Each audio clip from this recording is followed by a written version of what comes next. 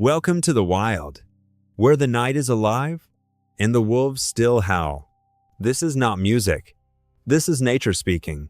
If you feel the wild inside you, subscribe, stay, and listen. Mates with a single bite. You need crystal clear rules to prevent accidental violence and maintain order. So it's incredibly rigid. Extremely. The angle of the ear, the height of the tail carriage, the stiffness of the spine, the amount of teeth shown, these are all precise signals within a very strict hierarchy, like a complex military code or the protocol of a royal court. A slight flick of an ear means back off. A lowered head and averted eyes means I respect your authority. And dog. Biological concept for this called neoteny, the retention of juvenile traits into adulthood. Dogs are more vocal. They bark for what seems like no reason. Wolves almost never bark unless it's a specific alarm call. Dogs are frantic. But let's just focus on the tail wag. Okay. In dog, a wagging tail usually signals excitement, friendliness. I'm happy to see you. Sure. My golden retriever wags his tail so hard his entire body shakes. It's just pure joy. In wolf language, a high, stiff, rapidly wagging tail often signals agitation, dominance, or a severe lack of discipline. It can be a challenge. It is not friendly. Oh, wow. Okay, so that's a massive misinterpretation right there. It's huge. So picture the scene again. The wolf dog approaches the wild pack. It's excited. He wants to make friends. It's wagging its tail high in the air, maybe dipping its head, maybe letting out a little hello bark. It's trying to be nice. It's using what it thinks is polite dog language. But to the wolf pack, this creature is screaming dangerous chaos. It is sending a flurry of contradictory signals. I am challenging you with the high tail, but also I am submissive with the lowered head, and I am completely insane. By barking at nothing, it's breaking every rule of their social code at once. I love that phrase, dangerous chaos. It really highlights the gap in perception. We see a cute, friendly dog saying hello. The wolf sees a psychotic break in progress. And nature has zero tolerance for unpredictability. If a member of the pack acts erratically, they are disciplined, often harshly. If a stranger acts erratically, they are eliminated. Why so extreme? They cannot afford to have a loose cannon around their pups. They can't have one on a hunt where precise coordination is the only thing between success and starvation or life and death. A wolf that misreads a signal during a bison hunt gets kicked in the head and dies. Precision is survival. So the wolf dog is basically shouting nonsense in a library where everyone else is communicating in silent, subtle gestures. And that shouting gets them killed. Which leads us to the psychology of it all. You mentioned earlier that wolf dogs often lack a very specific, crucial survival trait. Neophobia. The fear of the new. This is one of the key evolutionary traits that has kept wolves alive in a world increasingly dominated by humans. Wolves are naturally paranoid. They are deeply cautious. They avoid what they don't understand. If something new appears in their territory, a weird box, a strange scent, a new type of animal, they will circle it for days. They test it from a distance. They are fundamentally risk averse. And dogs. Well, my dog tries to make friends with the vacuum cleaner. Or porcupine. Not a lot of aversion there. It chuckles. Exactly. We bred dogs to be bold. We selected for it. We bred them to guard our sheep against predators, to charge into badger holes, to walk through crowded, noisy cities without panicking. We actively bred the natural fear out of them. And wolf dogs often inherit this boldness. Yes. But in the taiga, boldness is just another word for stupidity. So in the wild, that lack of fear is actually fatal recklessness. The wolf dog sees the pack and thinks, oh, friends. And it just trots right up to them. It violates what we call the flight distance. It just walks right into their personal space. Hey guys, what's up? And that direct approach, without the proper, agonizingly slow rituals of submission and caution that a real wolf would use, is viewed as a declaration of war. It's a profound violation of boundaries. To the wild wolf, this utter lack of caution is just the final confirmation. It proves that this creature does not possess the mental software required to survive in their world. It's like someone walking into a high-stakes, top-secret meeting and just putting their feet up on the conference table. It's an immediate, shocking escalation. It forces the pack's hand. They have to react. They have no choice. So just to recap, we have the physical mismatch, the bad teeth, the bad coat. We have the scent of the enemy, the human smell. We have the communication breakdown, sending all the wrong signals. And we have the psychological recklessness. All this culminates in that moment of violence we talked about at the start. In execution. Right. And the internet, it loves to debate who would win in a fight. A big wolf dog or a wolf, they'll say things like, oh, the wolf dog is bigger, it's got hybrid vigor, it's a monster. And this is where the super warrior myth completely and totally falls apart against the reality of combat dynamics. First of all, the very idea of a duel is a human concept. We watch boxing matches, we watch gladiator movies, we think in terms of a one-on-one honorable fight. But wolves don't duel. Never.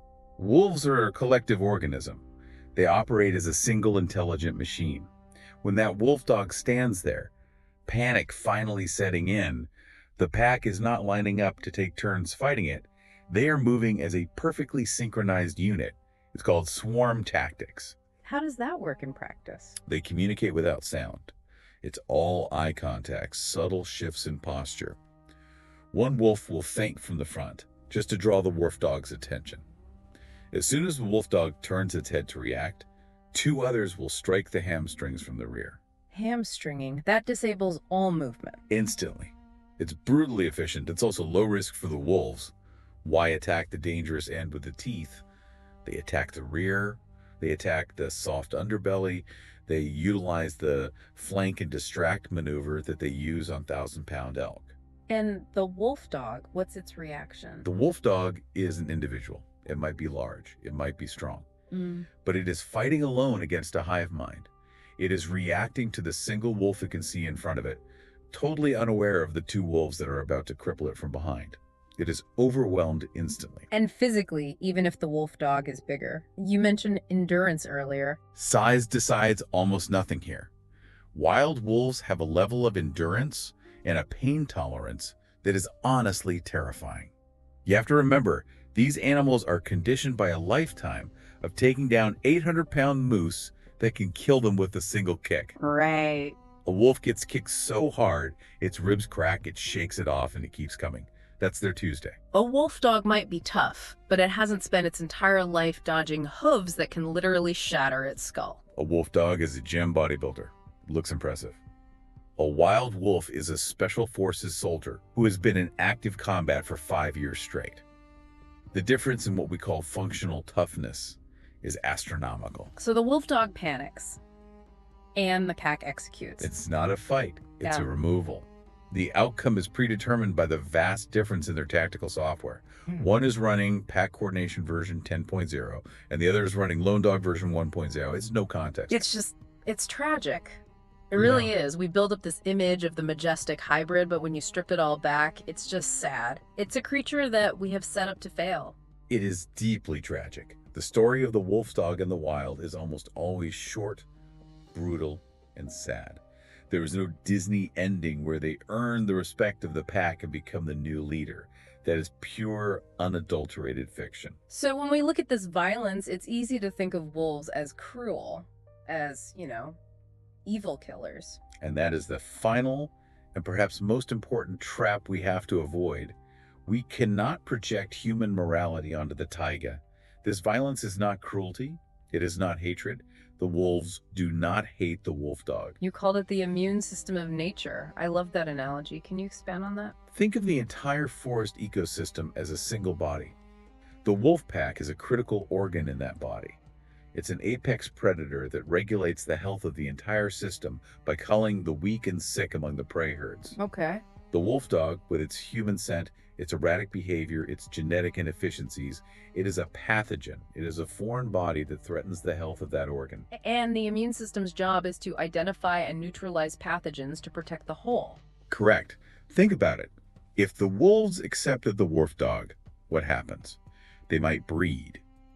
The wolf dog passes on its porous coat, its weak teeth, its lack of innate fear. The next generation of pups is born with those defects. And then a hard winter comes. And the entire pack dies out. The aggression, as brutal as it looks to us, serves a vital purpose. It protects the genetic purity of the pack. It ensures that their highly specialized tools, their teeth, their fur, their instincts, aren't diluted by dog genes that would cause the entire lineage to fail. It protects their hunting efficiency. It protects their collective survival. In a very real way, the violence is an act of preservation. Nature always corrects human mistakes. That really feels like the big takeaway here. It is. We try to engineer nature. We mix and match for aesthetics, or because we think a wolf dog sounds cool and mysterious. But the taiga is a temple of the wild. Our rules, our desires, our myths, they just don't apply there. The only rules that matter are efficiency, physics, and the relentless, unforgiving drive to survive. It's a humbling reminder that we aren't the architects of everything. There are systems out there that have been purely optimized for reality over millions of years, and they do not care one bit about our stories. Precisely. The wild is not a playground for our genetic experiments. No. This has been an absolute eye-opener. I'm never going to look at one of those majestic wolf dog posts the same way again. I'm just going to see the mismatch, the tragedy. Good. You shouldn't. You should see the biology beneath the photograph. We've covered the biology, the physics, the psychology. It's a lot to digest. But I think it's so important to respect the wild for what it actually is, not for what we want it to be. Absolutely. Now, before we sign off, I want to leave you, our listener, with one final provocative thought to chew on. We've been talking this whole time about how nature rejects the hybrid because it's lesser than the pure wolfless efficient, less adapted. But I want you to flip that around for a second. We, humans, have spent thousands of years actively breeding dogs to be the opposite of wolves. We engineered them for the sofa, not for the snow. Exactly. We bred them to be dependent on us, to be softer, to be human compatible. We created the domestic dog to fit our world, not the wild one. Right. So by trying to mix that back into the wild, are we actually trying to undo our own greatest creation? The night grows quiet, but the wild never sleeps. Somewhere out there, the wolves are still watching. If you hear the call, stay with the pack. Subscribe and return to the wild.